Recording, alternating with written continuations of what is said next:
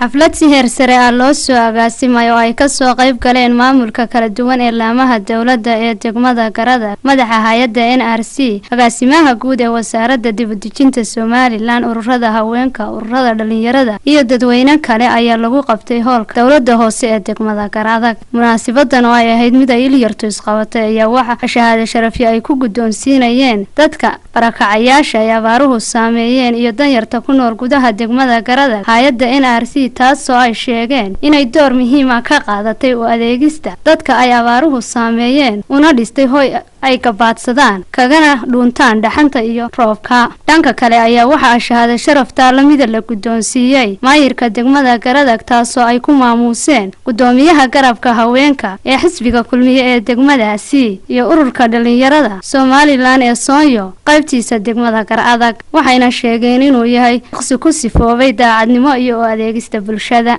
waxaana halkaasi ka hadlay xildhibaano cuqaal madaxa hay'adda NRC agaasimaha guud ee wasaaradda dibadejinta iyo dadweyne kale waxaana hadaladoodii kamid ahaa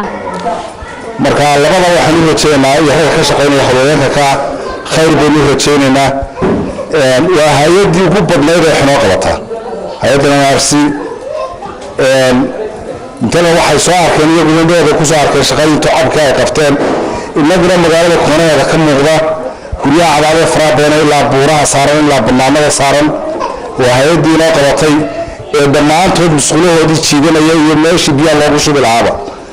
waxay kale hay'aduna siisay qalabkii aynu ku adeegan lahayn hay'adu waxay kale siisay lacag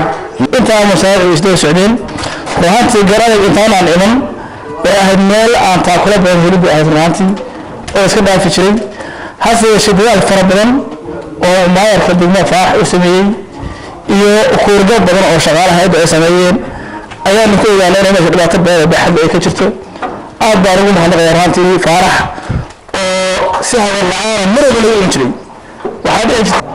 waxa qabadka balaaran ee hay'adda NRC ay mashaariicda ka hirgelisay oo muddada ay soo waday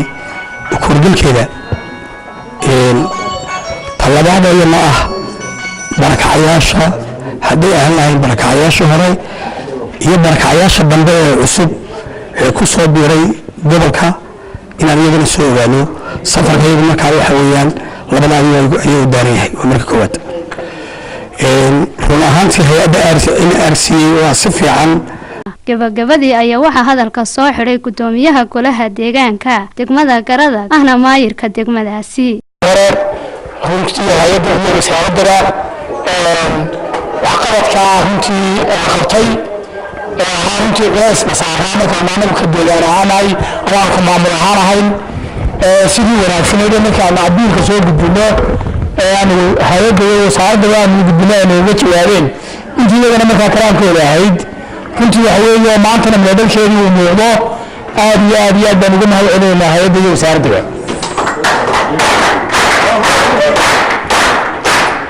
markaan ka hadlay runtii afkii bulshada reer Garada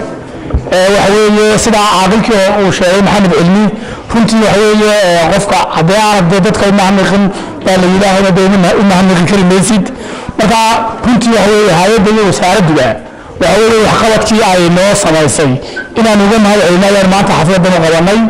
oo aan indhahooda tusnayn dadkii ma garanaysaa wax loo qabtana ay maanta ka jawaabayaan oo tanku leeyihiin maxaa ku wadaayay baahidi kale ay jirto Faraxa Cabdi Nuur Honkayval TV Garada.